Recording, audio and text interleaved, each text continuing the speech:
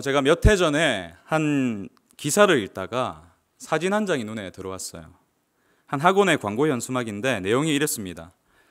치킨을 시킬지 가로하고 1, 2, 3등급, 치킨을 배달할지 가로 열고 7, 8, 9등급, 이번 겨울이 좌우한다. 이런 말이에요. 다른 사람을 부리는 사람이 되고 싶니?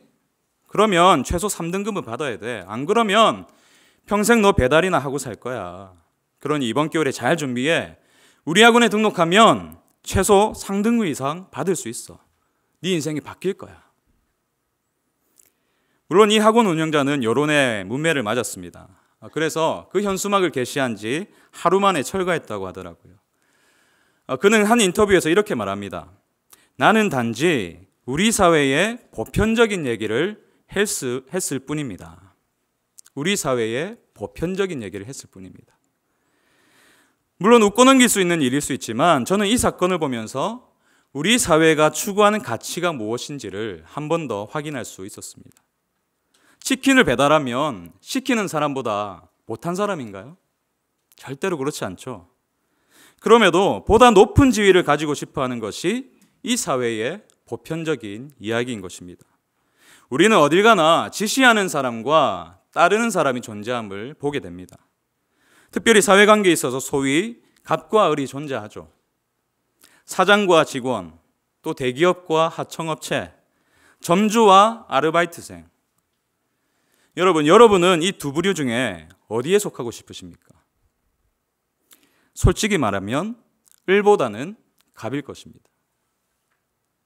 현재의 삶이 우리가 을에 있다 해도 우리는 언젠가는 저 높은 갑위의 위치에 오르길 원하고 있습니다.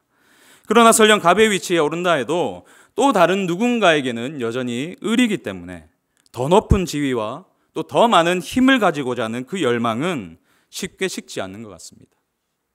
다른 말로 권력 추구는 모든 사람들의 내면에 존재하는 것입니다. 그렇다면 왜 이렇게 우리는 권력을 열망하는 것일까요? 존 파이퍼 목사님은 권력을 이렇게 정의하고 있습니다. 권력이란 당신이 바라는 것을 얻을 수 있게 하는 능력을 말한다. 한마디로 정의하면 내 마음대로 할 수 있는 힘을 갖는 것입니다. 여기에 권력의 위험이 있어요. 물론 우리에게 주어진 힘을 선한 방법으로 선하게 사용할 수도 있겠지만 우리의 타락한 본성은 그것을 그렇게 내버려 두지 않습니다. 힘이 주어지면 그 힘을 이용해서 자기 자신을 높이는 데 사용하려 하는 것이죠. 존 파이퍼 목사님은 계속해서 이렇게 말합니다. 모든 인간은 영광을 동경하며 권력이 그 영광의 일부가 될 수 있기 때문에 이 권력을 얻음으로써 이런 존경을 받으려는 유혹을 받는다. 이처럼 모든 인간의 마음에는 자신을 높이려는 마음이 존재합니다. 그래서 권력이 위험한 거예요. 자신을 높이는데 제일 좋은 것이 바로 권력이기 때문이죠. 결국 권력 추구의 뿌리는 자기중심성에 있습니다. 누군가는 이렇게 말할 수 있겠죠. 무슨 소리 하십니까? 저는 권력에 전혀 관심이 없습니다. 그러나 우리가 한 가지 질문을 우리에게 던지면 우리 모두가 권력을 원하고 있다는 것을 알 수 있습니다. 여러분께 질문 드립니다. 혹시 여러분은 오늘 하루에 몇 번이나 짜증을 내셨습니까? 그리고 왜 그렇게 짜증을 내셨나요? 여러 가지 답이 나올 수 있겠지만 가장 근원적인 대답은 아마 이것일 것입니다. 내 마음대로 되지 않아서. 간혹 성도님들이 저에게 질문해요. 목사님, 결혼은 하셨습니까? 제가 이 자리에서 분명히 밝혀드립니다. 저 결혼했고요. 오래전에 했고 또 아이가 셋입니다. 깜짝 놀라시네요. 큰딸이 올해로 9살이 되었고 그 밑으로 7살 또 5살짜리 아들, 딸이 있습니다.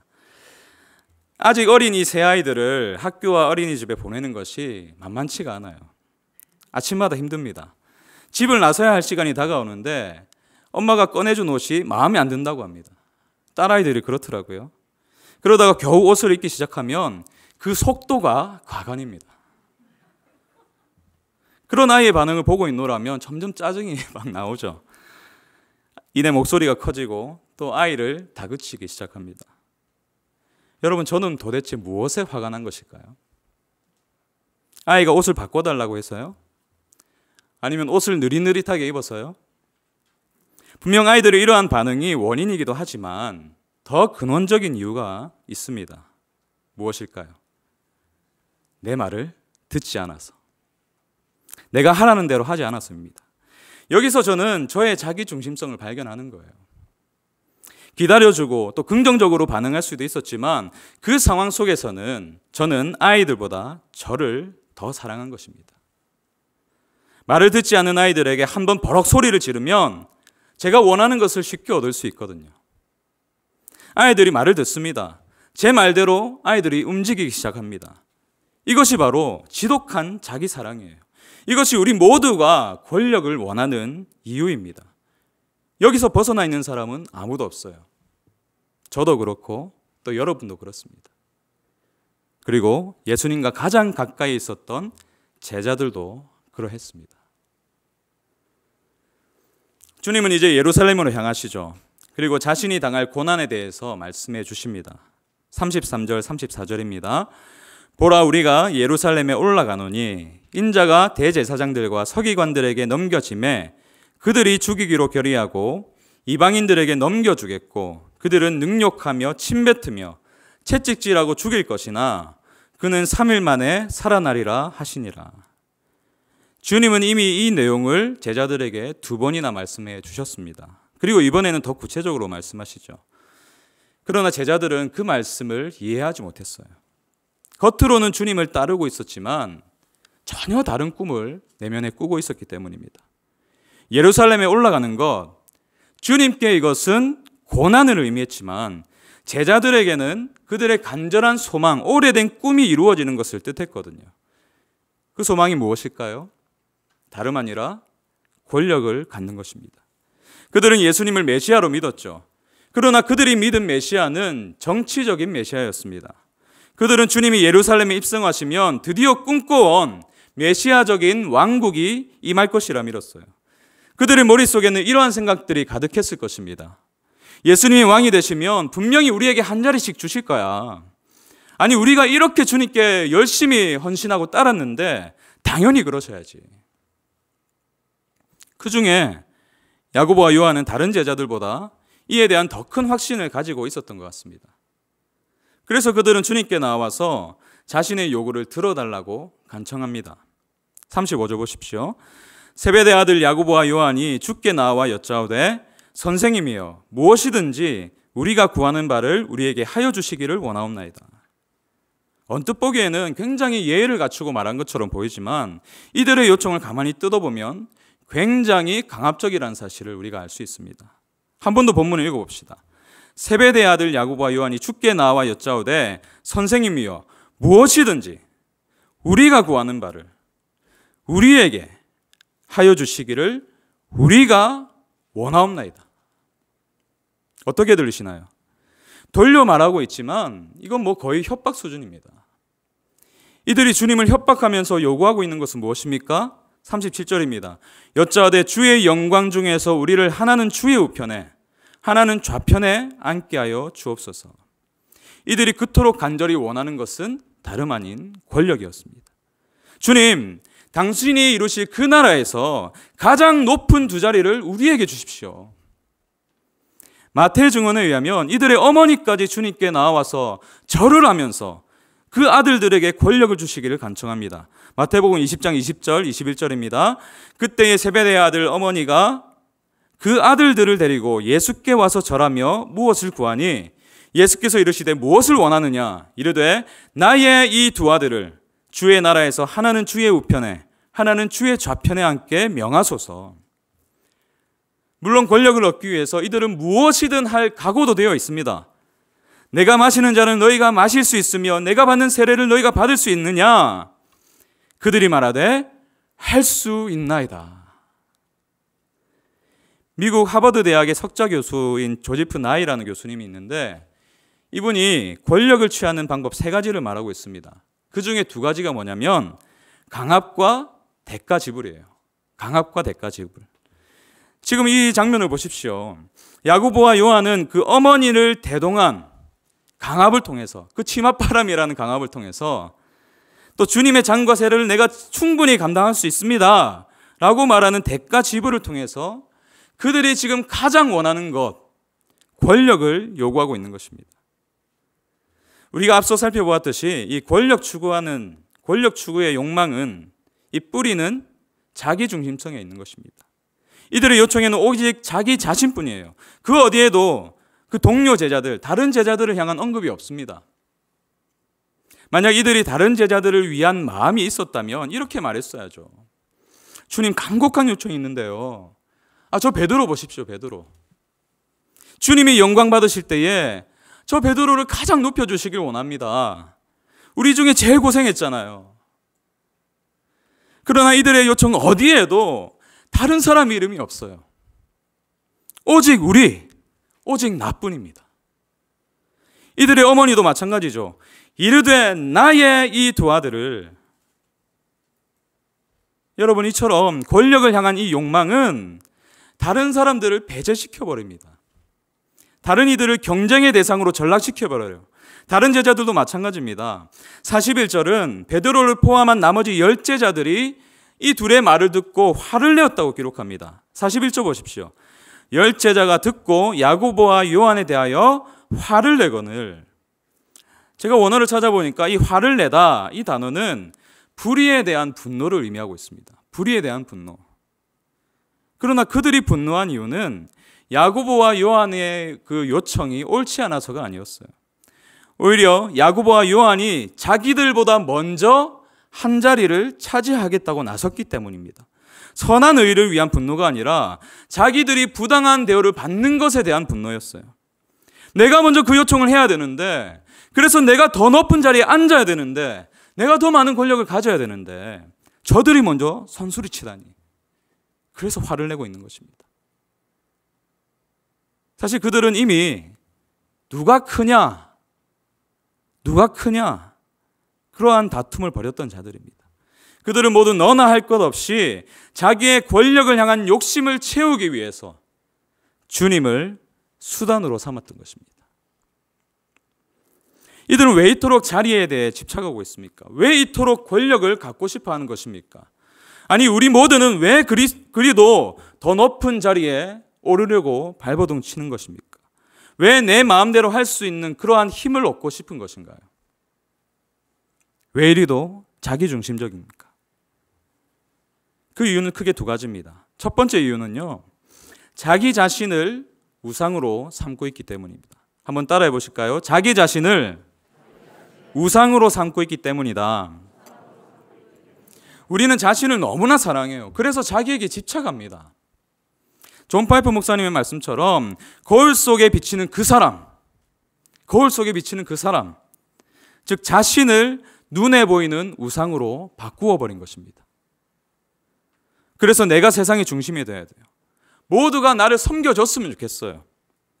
물론 누군가는 이렇게 반문할 수 있습니다. 아니요, 그렇지 않습니다. 저는 저를 사랑하지 않습니다. 저의 외모를 보십시오. 제 안에 상처를 보십시오. 저는 도무지 저를 사랑할 수 없습니다. 그러나 자신을 향한 이러한 부정적인 반응도 자신에게 매여 있다는 것을 보여주는 증거입니다. 과거의 상처와 또 자신을 향한 불만족에 빠져서 자기 집착의 늪에서 헤어나오지 못하고 있는 것입니다. 그래서 여전히 밖이 아니라 안으로 굽어 있는 것이죠. 다른 사람이 보이지 않습니다. 누군가가 나를 인정해 줘야 되고 다른 사람들이 나에게 만족을 줘야 됩니다. 이 또한 자기중심적이죠. 두 번째 이유는 무엇일까요?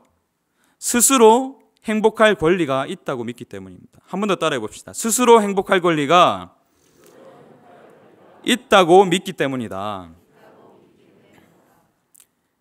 카일 아이들먼이라는 목사님이 계신데요. 우리가 자기중심적일 수밖에 없는 이유를 이렇게 말하고 있습니다. 우리 대부분은 행복을 으뜸으로 친다.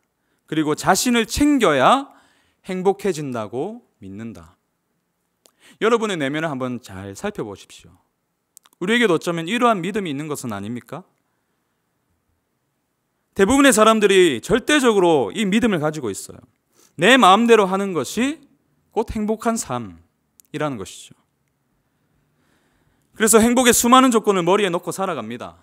마음껏 소비할 수 있는 재력, 내 뜻대로 할 수 있는 지위, 또 나를 내세우고 모든 사람이 인정해 줄 수 있는 명예, 이러한 조건이 충족되면 우리의 인생이 행복해질 것이라고 믿는 것이죠. 그래서 권력을 추구합니다. 그리고 권력이라는 이 딱딱한 말을 자유로 바꾸었습니다. 자유가 곧 행복이라 여깁니다. 그러나 이것은 가짜 자유예요. 주님은 우리에게 이렇게 말씀하십니다. 38절 보십시오. 예수께서 이르시되 너희는 너희가 구하는 것을 알지 못하는도다. 저와 여러분은 내 마음대로 살아가는 것, 세상을 내가 원하는 대로 주무르는 것, 또 나의 목적을 위해서 타인을 수단으로 삼는 것, 나를 우상 삼아서 스스로에게 집착하는 것, 이러한 것들이 우리가 갈망하는 자유이고 또 행복한 삶이고 기쁨이라 믿지만 정말 그것이 그러한 것인지를 잘 몰라요. 모릅니다. 그럴 것이라 추측만 하면서 모두가 그 방향으로 가고 있기 때문에 그저 따라가고 있는 것인지도 모릅니다. 그래서 세상의 원리를 동경하죠. 힘 있는 사람들을 부러워합니다. 이를 위해서라면 주님을 협박할 용기도 있습니다. 주님이 원하시는 것이라면 뭐든지 할 각오도 되어 있습니다. 주님을 기꺼이 나의 목적을 위한 수단으로 삼을 마음도 있습니다. 그러나 우리는 인생을 살아가면서 이것이 결코 선하지 않다는 사실을 경험하죠. 저도 그랬습니다.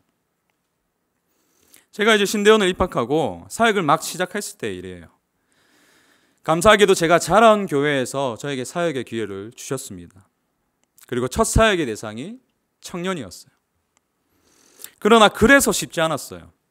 그도 그럴 것이 신대원에 입학하기 전까지 청년 공동체에서 함께 동고동락했던 그 사람들이 저의 사역의 대상이 되었기 때문입니다. 당시에 제 마음에는 늘 한 가지 불안이 자리 잡고 있었습니다. 그것은 사역자로서의 권위 문제였어요. 사람들이 여전히 나를 청년 중에 한 명이라고 생각하면 어떡하지? 그냥 친한 선후배로 여기면 어떡하지? 과연 내가 이 교회에서 온전한 사역을 감당할 수 있을까? 이런 불안을 억누르기 위해서 제가 택한 방법은 이것입니다. 그래, 더 열심히 말씀을 연구하자. 그들보다 더 많이 알고 있다는 것을 증명해 보이자. 그래서 그들보다 내가 더 말씀의 전문가라는 사실을 보여주자. 그렇게 하면 청년들이 저를 목사로, 목회자로 존대해 줄 것이라고 믿었습니다. 그러나 여러분, 시간이 지날수록 제 마음과 생각이 또 행동이 딱딱해지는 것을 발견했습니다. 어느덧 사람들은 사랑과 섬김의 대상이 아니라 내가 지배하고 내가 다스려야 할 대상으로 바뀌어 있더라고요. 저의 불안을 없애기 위해서, 제가 인정받기 위해서, 저를 높이기 위해서 저는 하나님을 이용하고 있었던 것입니다. 참 부끄러운 고백이죠. 사역의 안정이라는 명분을 앞세우면서 스스로 사람들을 멀리하고 배척해버린 것입니다. 물론 하나님의 은혜로 밑바닥을 치는 그 한계를 경험한 뒤에 저의 이러한 내면을 점검할 수가 있었습니다. 그리고 정직하게 이러한 마음을 청년들과 함께 나눌 기회가 있었어요. 사역을 시작할 시점에 이러한 과정을 거치게 해주셔서 얼마나 감사한지 모릅니다. 그리고 이를 통해 분명히 알게 된 사실이 있습니다. 자기중심적인 인생이 참된 행복을 안겨다 줄 것 같지만 실상은 그렇지 않다는 거예요. 오히려 더 불안하게 하고 경직되게 만들고 주변의 사람들을 떠나게 만든다는 것입니다. 그래서 주님은 이렇게 말씀하시죠. 예수께서 불러다가 이르시되 이방인의 집권자들이 그들을 임의로 주관하고 타인을 자기 마음대로 대하고 그 고관들이 그들에게 권세를 부리는 자신의 권력을 자랑하는 줄을 너희가 알거니와 너희 중에는 그렇지 않을지니. 얘들아, 세상은 남들 위해 군림하는 것이 행복이라고 말하지만, 손해보고 희생하는 것이 어리석다 말하지만 결코 그렇지 않아.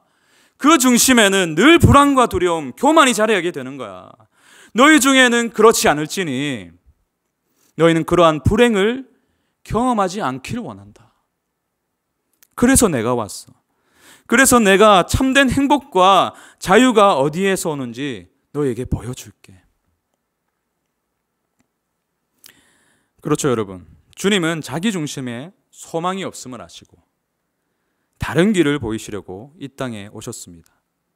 그리고 친히 그 길을 걸어가셨어요. 한 주석가가 말하듯이 제자들의 관심은 왕궁과 보좌였지만 예수님의 관심은 잔과 세례였습니다. 제자들의 관심은 권력이었지만 예수님의 관심은 희생이었어요.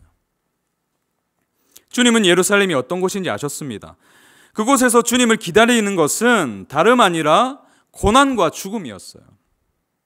그럼에도 주님은 그들, 제자들 앞에 서서 가셨습니다. 그리고 그들에게 이렇게 말씀하시죠. 보라, 우리가 예루살렘에 올라가노니 인자가 주님께서 대제사장들과 서기관들에게 넘겨짐에 그들이 죽이기로 결의하고 이방인들에게 넘겨주겠고 그들은 능욕하며 침뱉으며 채찍질하고 죽일 것이나 그는 3일 만에 살아나리라 하시니라.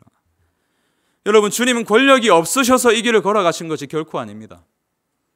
주님은 12영이나 되는 천사들을 불러서 로마 제국을 한순간에 무너뜨릴 권세가 있으신 분이십니다.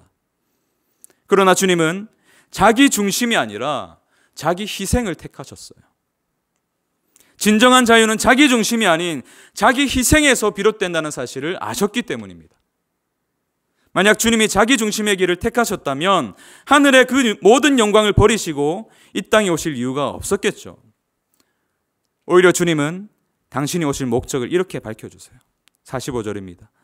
인자가 온 것은 섬김을 받으려 함이 아니라 도리어 섬기려 하고 자기 목숨을 많은 사람의 대속물로 주려 함이니라. 대속물이 된다는 말은 어떤 의미입니까? 당시 문화에서 이 대속물은 노예나 포로된 죄수에게 그에게 자유를 주기 위해서 대신 지불해주는 돈이었어요. 값이었습니다. 주님은 철저히 자기중심적인 저와 여러분에게 참된 자유가 자신을 사랑함에 있다고 믿으면서 살아가는 우리에게 그러면 그럴수록 찾아오는 허무와 절망을 경험하면서도 이 지독한 자기 사랑을 벗어날 수 없어서 스스로의 노예가 되어버린 모든 인간을 위해서 자신의 목숨값으로 진짜 자유를 주시기 위해서 이 땅에 오신 줄로 믿습니다. 그래서 주님은 스스로 예루살렘으로 향하셨어요. 그래서 주님은 스스로 십자가를 택하셨습니다. 누군가에 의해서 강요된 희생이 아니었습니다. 그렇게 해야만 하는 의무감 때문도 아니었어요. 그분의 자기 희생의 동기는 사랑이었습니다. 저와 여러분을 향한 사랑이었어요. 스스로를 너무나 사랑해서 하나님을 찾을 수도 사랑할 수도 없었던 우리. 그런 우리를 먼저 사랑하셨기에 주님은 그렇게 십자가, 그 자기 희생의 길로 향하셨던 것입니다. 주님의 자기 희생은 자기 중심으로 살아가던 우리에게 진정한 자유와 행복이 무엇인지를 보여주신 것입니다. 더불어서 모든 우리의 족쇄를 끊어주시면서 진짜 자유를 맛보게 하셨어요. 주님은 마치 이렇게 말씀하시는 것 같습니다. 얘들아, 진짜 자유는 자기 중심에 있는 것이 아니야. 오히려 자기 희생에 있어. 그래서 C.S. 루이스는 이렇게 말하죠. 우리가 자기 자신이라고 부르는 것에서 벗어나면 벗어날수록, 그분께 자신을 드리면 드릴수록 그만큼 더 우리는 진정으로 자기다워진다. 진정으로 자기다워지는 그러한 참된 자유를 누리는 방법은 단 하나뿐입니다. 나를 주목하는 자기 중심에서 벗어나 하나님과 다른 이들을 향한 자기 희생을 배워가는 것입니다. 그것을 주님은 다른 말로 섬김이라고 말씀하십니다. 너희 중에 누구든지 크고자 하는 자는 너희를 섬기는 자가 되고, 너희 중에 누구든지 으뜸이 되고자 하는 자는 모든 사람의 종이 되어야 하리라. 종, 노예를 의미하죠. 당시 문화에서 가장 낮은 계급이었어요. 다른 모든 이들보다 가장 낮은 자, 이것이 종입니다. 다시 말해서 다른 사람보다 더 높아지려 하는 이 세상에서 오히려 가장 낮은 자가 되어서 다른 이들을 섬기는 것, 이것이 하나님께서 우리에게 보여주신 진정한 자유라고 말씀해 주시는 것입니다. 유대인 심리학자인 비터 프랭클은 자신이 경험한 나치 수용소에서의 일들을 한 권의 책을 통해서 소개합니다. 죽음의 수용소라는 책인데요. 인간성이 말살되었던 그 수용소에서 그는 인간이 철저히 자기중심적이라는 사실을 한 번 더 확인할 수 있었습니다. 자신의 한 끼 끼니를 위해서 다른 동료의 생명을 파는 자들, 자기의 목숨을 위해서 동료 포로의 잘못을 들추어내는 자들. 그래서 그는 고백합니다. 나는 살아있는 인간 실험실이자 시험장이었던 강제 수용소에서 어떤 사람들이 성자처럼 행동할 때 또 다른 사람들은 돼지처럼 행동하는 것을 보았다. 저는 이 문구가 꽤 오랜 시간 제 마음에 남았습니다. 제 안에 여전히 남아있는 자기 중심성 때문입니다. 돼지 같은 자기 중심성. 작년 초에 외부에서 일만성도 파송운동에 청빙된 14분의 목사님들이 한자리에 모였을 때에 담임 목사님께서 던져주신 질문이 있어요. 당신들 정말 주를 위해서 죽을 수 있습니까? 정말 주를 위해서 죽을 수 있습니까? 그러면서 하시는 말씀이 이랬습니다. 예를 들어서 정말 미안하게 됐는데 일만성도 파송운동에 차질이 생겨서 이 중에 한 사람은 합류하기 어렵게 되었다고 합시다. 그래서 부득불 한 사람은 청빙이 어려운 상황이라고 합시다. 만약에 이러한 상황이라면 손을 들어서 제가 그 한 사람이 되겠노라고 자신 있게 말할 수 있는 사람이 있습니까? 이것이 목사님의 질문이었어요. 쉽지 않은 질문이었습니다. 저는 이 질문을 곱씹고 곱씹었어요. 그러면서 제 내면 깊숙이 자리 잡고 있는 생각을 발견할 수가 있었습니다. 주님, 저는 이미 많이 포기했잖아요. 저는 이미 태어난 고향을 떠나왔습니다. 제가 평생을 섬겨왔고 함께 동고동락했던 그 모교회를 떠나왔지 않습니까? 홀로 되신 아버지를 남겨둔 채 이렇게 고향을 떠나왔지 않습니까? 저는 이미 많은 것을 희생했잖아요. 그러니 저는 그 사람이 될 수 없어요. 그 한 사람이 될 수 없습니다, 주님. 이런 마음이 도사르고 있는 저의 실체를 보면서 얼마나 놀라고 얼마나 부끄러운지 모릅니다. 목사님의 말씀처럼 총론은 강한데 그래서 주를 위해서 내가 죽겠습니다라고 수없이 외치고 가르쳐 왔는데 강론이 약한 거예요. 진짜 손해보고 희생하는 삶을 살아낼 능력이 저에게 없는 것입니다. 그러다가 언젠가 한 장례식장에 조문을 갔어요. 유가족이 되시는 성도님께서 저에게 이런 말씀을 해주셨습니다. 목사님, 뭐든지 죽을 각오를 하면 다 됩니다. 죽을 각오를 하지 않아서 어려운 거죠. 목사님, 뭐든지 죽을 각오를 하면 다 됩니다. 죽을 각오를 하지 않아서 어려운 거죠. 그분은 죽을 정도로 최선을 다하면 뭐든지 이룰 수 있다는 의미로 주신 말씀이지만 그날 저에게는 다르게 다가왔습니다. 지금까지의 사역 가운데 내가 정말 주를 위해서 죽어본 적이 있는가? 죽는 신용만 했지 아니 진짜 죽었던 적이 있었는가? 그날 그분의 말씀이 저를 사랑으로 책망하시는 주님의 음성으로 들려왔습니다. 재진아, 내가 이미 보여줬잖아. 내가 걸어간 희생의 길, 그 죽음의 길, 그 좁은 길을 걸어가야 산다는 것을 내가 보여줬잖아. 죽는 길 같지만 그게 진짜 사는 길이야. 그날 얼마나 주님 앞에서 울면서 기도했는지 모릅니다. 주님, 정말 원합니다. 취독한 이 자기중심을 버리고 싶습니다. 교양 있는 척하면서 살고 싶지 않습니다. 불리한 상황을 참지 못하는, 손해보는 길을 어떻게든 피하려 하는 이 야가 빠진 삶을 이제는 그만두고 싶습니다. 그런데 주님, 정말 원하는데 정말 잘 안 됩니다. 주님, 이런 저를 불쌍히 여겨주시옵소서. 그러면서 빅터 프랭클의 글이 다시 떠올랐어요. 나는 살아있는 인간 실험실이자 시험장이었던 강제 수용소에서 어떤 사람들이 성자처럼 행동할 때 또 다른 사람들은 돼지처럼 행동하는 것을 보았다. 그리고 이전과는 다르게 다른 문구에 마음이 머물렀습니다. 어떤 사람들이 성자처럼 행동할 때, 모두가 자기중심적인 돼지처럼 행동할 때에도 그 틈에서도 다른 이들을 향한 자기 희생을 포기하지 않았던 자들이 있었다는 말입니다. 그는 그들이 자기 희생을 선택한 동기가 다름 아니라 사랑이었다고 증언하고 있습니다. 사랑. 그래요, 여러분. 우리가 십자가에 달린 주님의 자기 희생을 추구하며 살아갈 수 있는 것은 저와 여러분이 그럴 만한 능력이 있어서가 아닙니다. 오직 우리를 사랑하셔서 우리를 위하여 자기 자신을 버리신, 저와 여러분을 위해서 기꺼이 자기 자신을 버리신 그리스도가 저와 여러분의 안에 사시기 때문입니다.